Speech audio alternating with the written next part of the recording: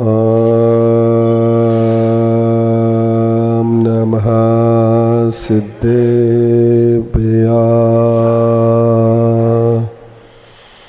ॐ नमः सिद्धेभ्यः।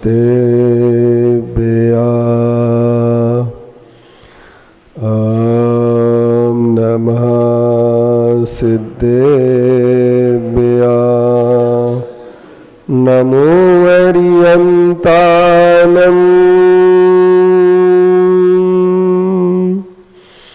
नमो सिद्धानं नमो आयर्याणं नमो वज्झायानं नमो लोये सव्साहुनं नमो लोये सव्साहुनं एषु पंचनमो यारो सर्वपापनाशिनो मंगलानं चे सर्वेसिं परमं हवेयि मंगलम्। नमः श्री वर्धमानाय निर्धूतकलिलात्मने सालोकानां त्रिलोकानां यद्विद्यादर्पणायते तज्जयति परम ज्योति समं समस्तैरनंत पर्याये दर्पण तलयुग सकला प्रतिफलति पदार्थ मालिका यत्र।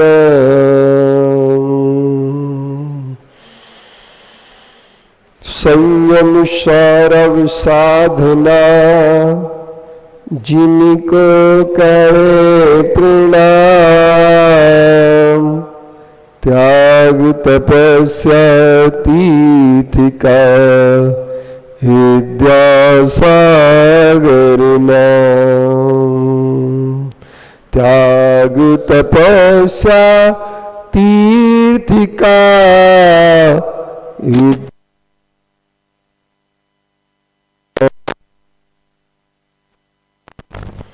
बोले पंच परमेष्टि भगवान की जय। आचार्य कुंद कुंद गुरुदेव की जय। आचार्य गुरुवंशी विद्यासागर मुनि महाराज की जय। मुनि श्री कुंतु सागर महाराज की।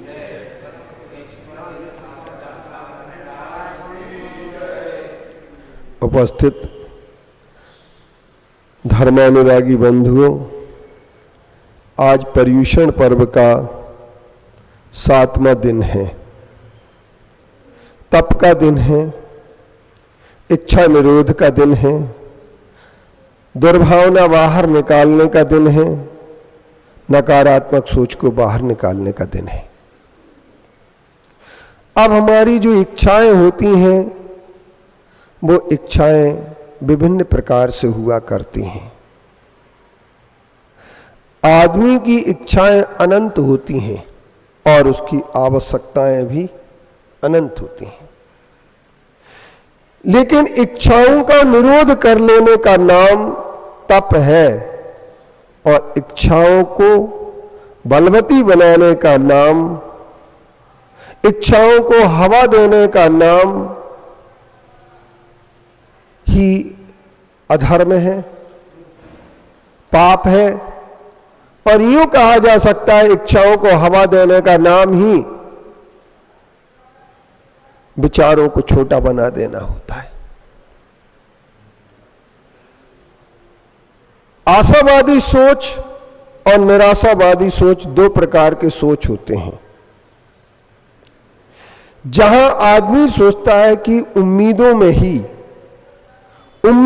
ही आदमी के लिए सब कुछ मिल जाता है, उम्मीद छोड़ देने पर आदमी कहीं का नहीं रह जाता है। उम्मीद छोड़ देने के बाद आदमी कहीं का नहीं रह जाता है। तो हमारी ऊर्जाएं भी दो प्रकार की होती हैं। संसार में जितनी भी ऊर्जाएं चल रही हैं वो दो प्रकार की हैं, एक नकारात्मक ऊर्जा है और एक सकारात्मक ऊर्जा है। नकारात्मक ऊर्जा कहां से प्राप्त होती? तो हमारे वस्त्रों से होती है। हम लोग बासा खाते नहीं हैं, बासा पहनते नहीं हैं, और बासे काम से हम हमेशा ध्यान रखते हैं कि बासा ना हो।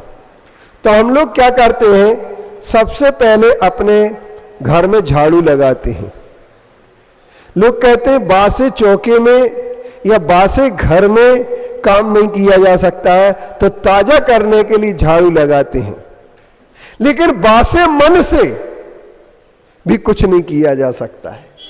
और मन बासा कब होता है? जब मन में हमारे दुर्विचार चलते रहते हैं। तो हमारे आचार्यों ने, मेरी भावना के माध्यम से पंडित जुगल किशोर जी ने, और रत्नकंडक श्रावकाचार छेडाला आदि में भी एक बहुत अच्छी बात कही गई है। वो कहलाती हमारा दुष्प्रणिधान। दुष्प्रणिधान हमारे लिए नकारात्मक ले जाता है। और जब हम सामायिक करते हैं तो सामायिक करते समय सबसे पहले इस बात का ध्यान रखते हैं कि अगर हमारे मन में दुष्प्रणिधान आ जाता है तो अतिचार होता है। और अतिचार क्या होता है? दुष्प्रणिधान। अब दुष्प्रणिधान कैसे आता है? हमारे सोच में जो है ना, एक बात आ जाती है कि हम ऐसा सोचने लगते हैं कि हमारे लिए ये चीज बहुत जरूरी है। अब उसे प्राप्त करने के लिए दो प्रकार से सोचा जाता है। छीना झपटी से नकारात्मक सोच वाला सोचता है, और सकारात्मक जो है ना, उसे प्राप्त करने के लिए श्रम करता है, न्याय के पथ पर चलता है। रावण ने सीता को प्राप्त करने का सोचा और राम ने भी सीता को प्राप्त करने का सोचा। राम ने स्वयं वर के माध्यम से सीता को प्राप्त किया और रावण ने हरण करके सीता को प्राप्त नहीं कर पाया। या ध्यान से सुनना बात के लिए,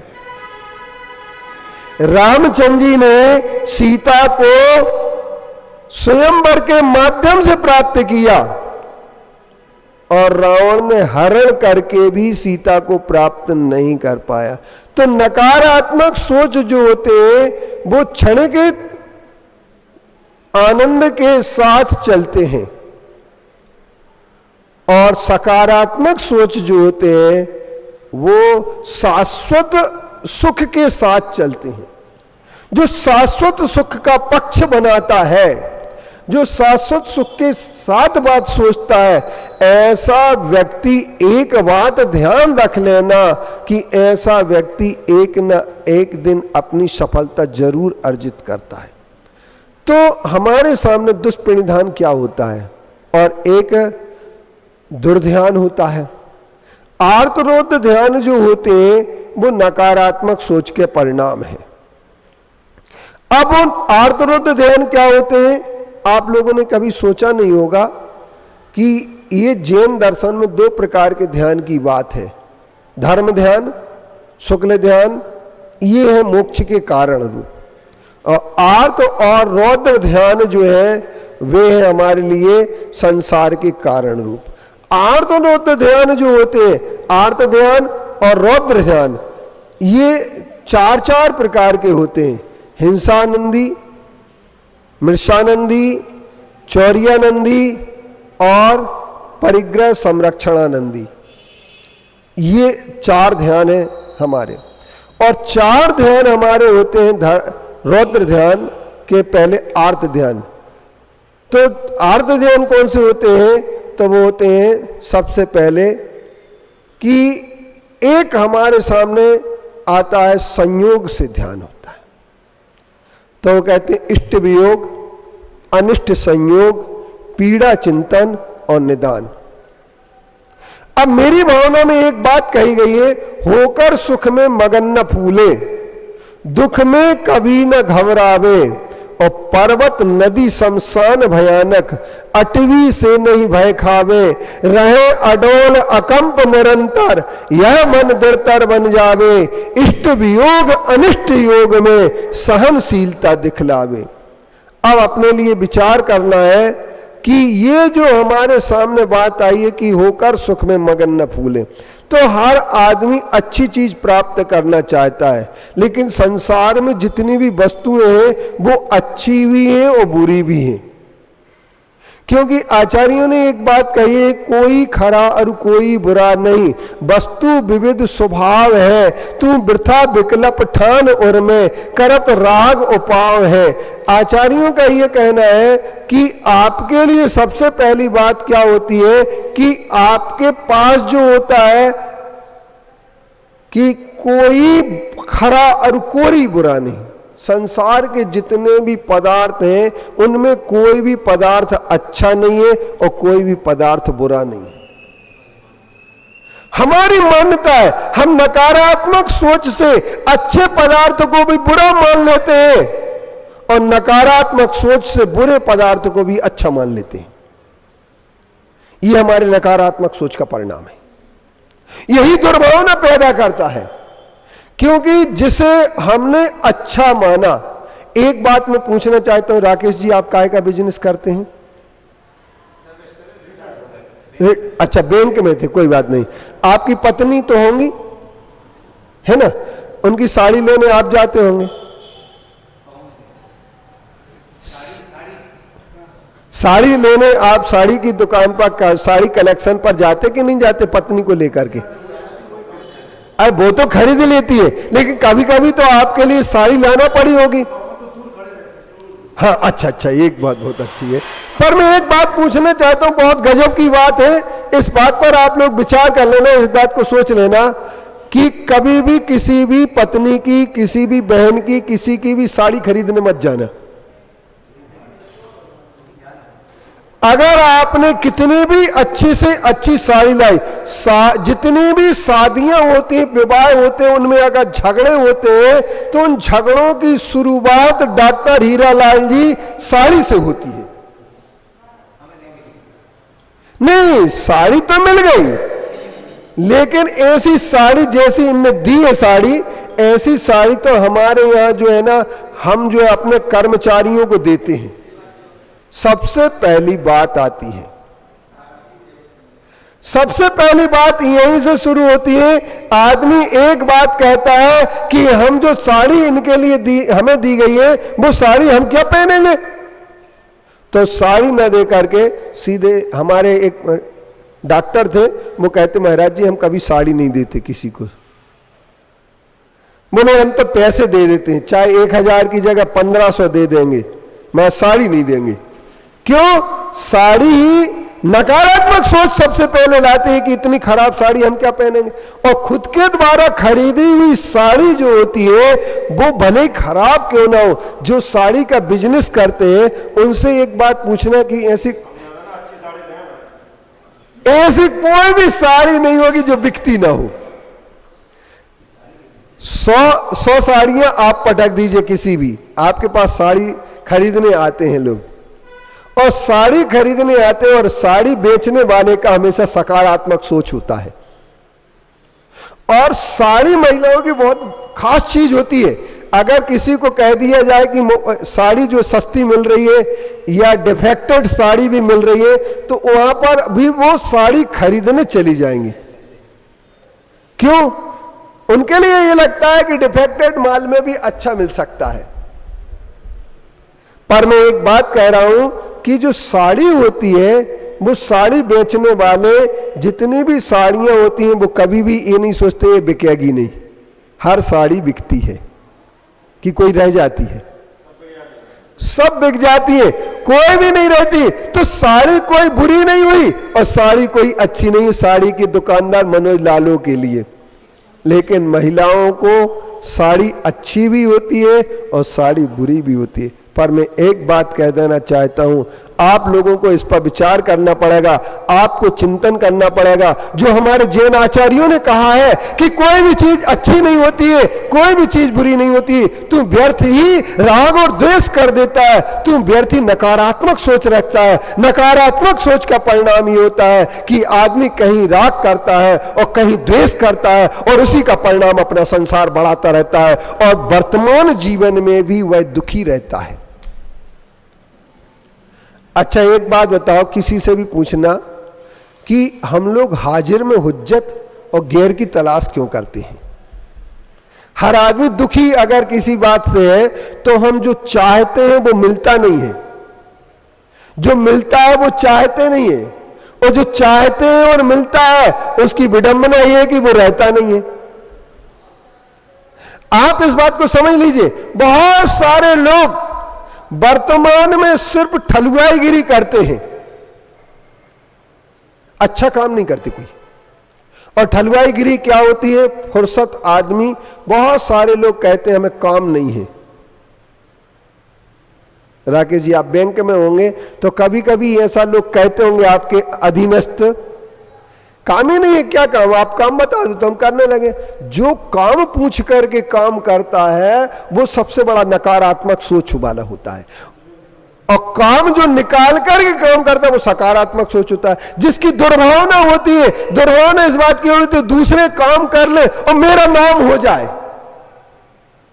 दूसरे काम कर ले मेरा नाम हो जाए। दूसरे के बने बनाई चीज पर लेबल लगाना बहुत लोगों को आता है, लेकिन निर्माण करके लेबल लगाना बहुत कम लोगों को आता है। मैं एक बात बता दूं, जो कॉपी करते हैं, दूसरों की कॉपी करते हैं, वो नकारात्मक सोच वाले होते हैं, वो उतने के ही उतने रह जाते हैं। तो दुर्भावना क्या होती है? दुर्भावना ही नकारात्मक सोच देती है, दुर्भावना ही नकारात्मक सोच देती है। मेरे पास पूंजी नहीं है, मैं कैसे धंधा करूं, ये नकारात्मक सोच है। सकारात्मक सोच वाला जो होता है वो शुरुआत करता है, किसी भी काम की शुरुआत करने वाला कभी भी व्यक्ति, एक ध्यान रखना, समंदर में भी पार हो सकता है यदि छोटे छोटे हाथ चलाता रहे तो। डूबता कौन है? कभी भी तालाब में, नदी में वो नहीं डूबता है जो हाथ चलाता रहता है, हाथ पैर चला रहता है। डूब वो जाता है जो मरने के पहले सोच लेता है मैं बचूंगा नहीं है समझे? जो ये सोच लेता है कि अब मैं बचूंगा नहीं, बस अब मेरा अंत है, ये नकारात्मक सोच है। और इसी के कारण से एक ध्यान रखना, व्यक्ति असफलता की ओर बढ़ जाता है। मौत आने के पहले क्यों मरे जाते हो? मौत तो आने दो। अगर मान लीजिए कोई केस हो गया तो ऐसा कोई पहलवान नहीं है जिसकी जोड़ ना हो, और ऐसा कोई कानून नहीं है जिसकी तोड़ ना हो। सुप्रीम कोर्ट भी जाना पड़े, कहीं भी जाना पड़े, तो लड़ने वाले लोग जब लड़ते लड़ते लड़ते सकारात्मक सोच से चलते हैं तो 35 साल बाद भी न्याय को प्राप्त कर लेते हैं। 35 और 50 साल बाद भी न्याय को प्राप्त करने वाले, जैसे आज हम राम मंदिर निर्माण की बात कहें तो राम मंदिर निर्माण के लिए जो नकारात्मक सोच वाले लोग थे वो ये कहते थे क्या जरूरत है राम मंदिर की, और कैसे ऐसे कैसे बन जाएगा, दूसरों के जगह पे कैसे मंदिर बन जाएगा, वो तो मस्जिद बन गई, आपको वो मिटने वाली है क्या। ये सब दुनिया भर के सोच थे, ये नकारात्मक सोच थे। सकारात्मक सोच वाला एक बात कहता है, लक्ष्य न ओझल होने पाए, कदम मिलाकर चल, मंजिल तेरे पग चूमेगी, आज नहीं तो कल। जोर से बजाना है तो। अब ये एक हाथ ऐसा रख करके ऐसे रख के कैसे बजाए, बेचारे बाबू कह रहे थे एक हाथ हम ऐसा रखे, अब कैसे बजाए ताली। तो ताली बजाते हैं, ये ताली बजाना नकारात्मकता को दूर करता है। आप एक बात समझने, जागरूकता लाता है और हमारे अंदर की उपस्थिति को पैदा करता है, क्योंकि जितने भी हमारे विघ्न आते हैं हमारी अनुपस्थिति के कारण से आते हैं, और अनुपस्थित वो होते हैं जिनके नकारात्मक सोचे होते हैं, क्योंकि वो पलायन कर जाते हैं। पलायन करने वाला जो संघर्षों से पलायन कर जाता है वही जो है ना हमेशा असफलता को प्राप्त करता है, जो संघर्ष से जूझता रहता है। एक हमारे डॉक्टर हीरालाल जी थे, इनको पता होगा, जब ये मेडिकल लाइन में गए थे या आयुर्वेद लाइन में गए, इन्होंने एमडी किया है, एमडी किया ना, एमडी आयुर्वेद से किया। अब बहुत सारे लोग पीएमटी जब देते थे तो उसी समय कह देते थे कछु नहीं होगा, काय को फालतू मेहनत कर रहे हो, और कुछ लोग कहते थे रहने तुम तो घर बैठो, तुम्हारे बस की कुछ नहीं है, कुछ भी बस की नहीं है, तुम्हारे सिर्फ मुंह चलाना है बस का। तो मैं एक बात कहता हूं, मैं तो मुंह चलाने में भी सफल हो गया, नहीं है समझ, मुंह चलाने वाले भी सफल हो गए। जैसे नारियल वही बिकता है, ध्यान रखना राकेश जी, जो बचता है, जो नारियल नहीं बचता नहीं है वो बिकता नहीं है। एक मुझे बात याद आ गई कि नकारात्मकता जो होती है वो हमेशा आदमी के लिए छोटा बना करके चलती है। एक राजा थे, उन राजा के 2 मंत्री थे।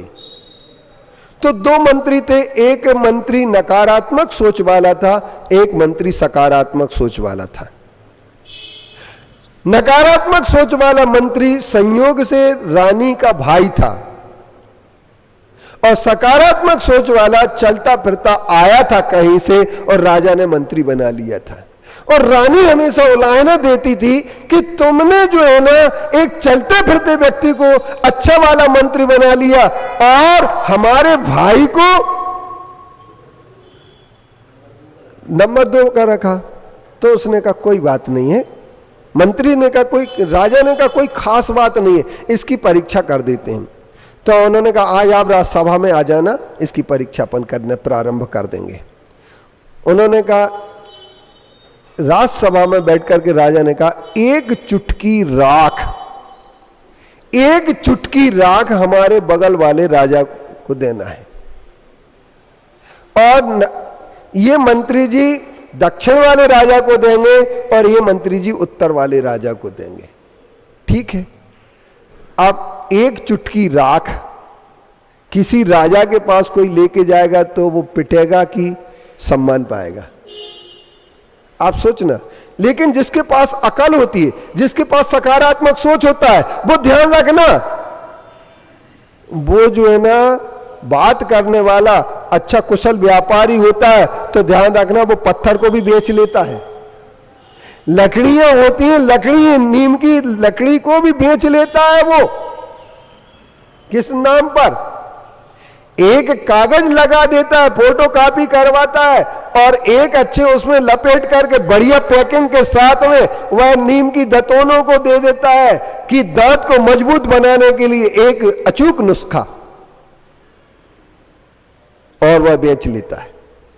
मैं एक बात बता दूं, तो जब उस राजा के गया, वो चुटकी भर राख लेकर के एक कागज में चला गया, बोले हमारे राजन ने आपके लिए चुटकी भर राख भेजी है।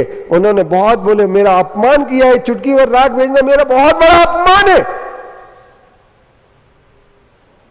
अपमान है किसी कोई भी कह दे चुटकी भर राख भेजी, तो उन्होंने कहा मेरा अपमान है। तो दूसरे मंत्री ने एक अपना बढ़िया सिस्टम जमाया और उसने राजा से कहा, राजन एक पत्र लिखा सबसे पहले कि हमारे राजाधिराज महामंडलेश्वर ने एक पवित्र यज्ञ अनुष्ठान किया, उसकी पवित्र भस्मी जो बहुत पुण्यवर्धक है, जो महामारी को दूर कर देती है और सारी आदि व्याधियों को दूर करती है, ऐसी एक भस्म आपके लिए भी पवित्र, थोड़ी सी आपके राज्य में व्याधियां ना हो, इसलिए महाराजाधिराज ने आपको देने का विचार किया है, आपकी स्वीकृति चाहते हैं।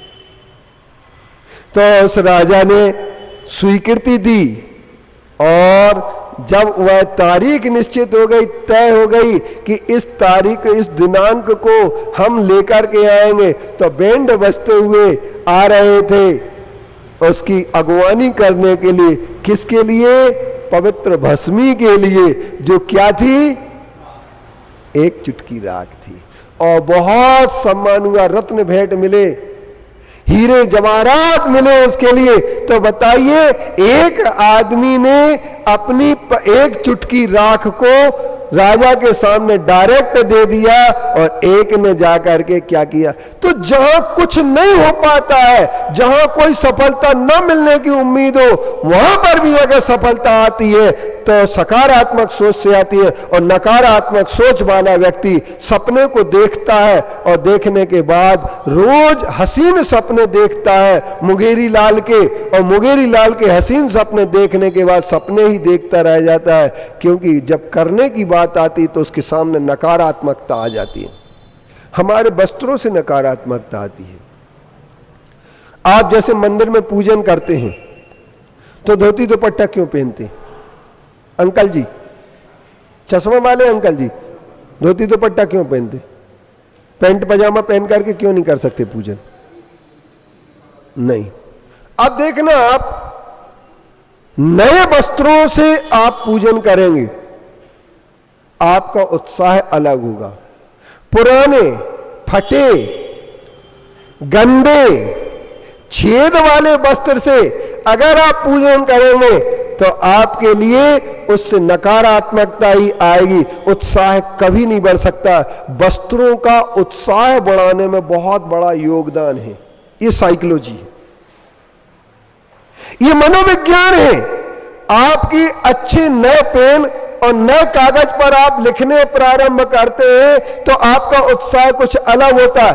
आप बच्चों के लिए स्कूल भेजते हैं, ये नए जूते पहनाते, नया बैग देते, नई उनके लिए पुस्तकें देते, नई कॉपी देते, बच्चे दौड़ करके स्कूल जाने की कोशिश करते हैं और बढ़िया कंगी वंगी करके। पहले तो अपन लोग चड्डी में चले जाते थे, हम लोग तो स्कूल है, शायद पंडित जी तो नहीं गए होंगे, चड्डी गए, चड्डी में कौन से गांव में? मड़ावरा। अच्छा, भी कम बोल रहा। मेरे कहने का तात्पर्य ये कि वहां पर सकारात्मकता आती है। तो हर चीज का एक, इसलिए प्रतिष्ठा ग्रंथों में एक बात कही गई है। बहुत सारे लोग इस चीज के लिए नहीं मानते हो या मानते हो। उन्होंने जैसेन आचार्य श्री ने प्रतिष्ठा ग्रंथ में कहा है कि नए अखंड वस्त्र से पूजन करें, और जो सलवार सूट वगैरह होते हैं ये अखंड वस्त्र नहीं होते हैं, इसलिए मारने पर इनके द्वारा कभी भी अर्घ नहीं चढ़ाया जाता। इन वस्त्रों में जैसे विधान वगैरह होता है तो अच्छे पंडित जी जो होते हैं, क्रिया में जिनका विश्वास होता है, वे कह देते हैं इन वस्त्रों में हम अर्घ नहीं चढ़वा सकेंगे। लेकिन जो चापलूस पंडित होते हैं, जो श्रावकों की चापलूसी करते हैं कि इनसे हमें बहुत मिलेगा, परंतु कभी कभी ये होता है अर्घ तो चढ़वा देते हैं पर मिलता भी नहीं है कुछ, तो वो ठगे से रहते। पर मेरा कहना है कि शिखर जी जैसे पावन तीर्थ पर मैं पिछले साल 8 महीने रहा, डॉक्टर साहब हीरालाल जी, और वहां पर हमें सबसे बड़ी, हमने एक बहुत अच्छा साड़ी का जलवा नाम का एक मैंने पंपलेट बनवाया, और उसके बहुत सारे पंपलेट मेरे पास अभी भी रखे हुए हैं। और कल मैं लेके आऊंगा, जो महिलाएं यहाँ पर सूट वाली आती हैं उनको एक एक जरूर सप्रेम भेंट करेंगे। इसलिए करेंगे क्योंकि लोगों का ये सोच है कि हम अगर सूट पहन करके आएंगे तो मॉडर्न दिखेंगे। पर एक ध्यान रखना, चंदा कोचर थी अमेरिका में, जिसने चंदा कोचर ने साड़ी में पहन करके नौकरी की। उसके जब सीईओ ने बोला कि आप जो है ना इंटरव्यू के बाद आप क्या ऐसे कपड़े में आप नौकरी करेंगे, तो उसने कहा आपको कपड़े देखना है कि काम देखना है। तात्पर्य ये है कि साड़ी की बहुत बड़ी जान होती साड़ी में। इसके उपरांत जिन्ना की बहन बीबी फातिमा जो थी वो हमेशा साड़ी पहनती थी, और पाकिस्तान के प्रधानमंत्री, पहले प्रधानमंत्री लियाकत हुसैन की पत्नी भी हमेशा साड़ी ही पहनती थी। और साड़ी के लिए एक बात ध्यान रखना, साड़ी नकारात्मक ऊर्जा कभी नहीं देती है, साड़ी हमेशा सकारात्मक ऊर्जा देती है, जबकि सलवार सूट से नकारात्मक ऊर्जा मिलती है। क्यों मिलती है? क्योंकि वो अखंड वस्त्र नहीं होता है। और हमारे एक बात ध्यान और रखना, नकारात्मकता वस्त्रों से आती। जीन्स हम जितनी भी पहन रहे हैं ना, इस जीन्स का बड़ा दुष्प्रभाव हमारे शरीर पर भी और हमारे मन पर भी है और हमारे विचारों पर भी है। लेकिन लोग विदेशी नकल करने में, आप जितने भी लोग टी शर्ट पहन के विदेशों की टी शर्ट पहन रहे हैं, वो विदेशी की उतारण कपड़े जो पहन रहे हैं, उनमें क्या लिखा रहता है? आपको पता है क्या लिखा? क्योंकि संपन्न लोग एक बार कपड़ा पहन करके उतार देते, वो दोबारा नहीं पहनते, और वो सब बिक रहे हैं भारत में आकर के। चाहे चाइना से आए, चाहे थाईलैंड से आए, चाहे मलेशिया से आए, चाहे कोरिया से आए, चाहे कहीं से भी आए, वो क्यों बिक रहे हैं? आप देखिए उनमें जो लिखा रहता है, वो आपने कभी पढ़ा कि क्या लिखा है? उसमें कुछ भी लिखा रहता, अंट संट कुछ भी लिखा रहता टी शर्टों पर। आपने भी देखा होगा, किसी की भी टी शर्ट होता देख लें आप। तो जो हमारे यहाँ वस्त्रों का प्रभाव है, वस्त्रों का एक बहुत बड़ा प्रभाव है, क्योंकि आर्तरोध ध्यान से जो वस्त्र पहनते हैं वो सफलता को अवश्य प्राप्त कर सकते हैं। इन्हीं शब्दों के साथ आज की हम अपनी बात को यहीं पर विराम देते हैं कि यह सकारात्मक और नकारात्मक सोच को हम अगर अपनी जिंदगी में ले लें तो निश्चित तौर पर हम अच्छा से अच्छा कर सकते हैं। ओम शांति, ओम शांति, ओम शांति। बोले अहिंसामयी विश्व धर्म की, आचार्य कुंद कुंद गुरुदेव की, आचार्य गुरुवर्षि विद्यासागर मुनि महाराज की, मुनि श्री कुंतु सागर महाराज की, उत्तम तप धर्म की, पर्युषण पर्व की,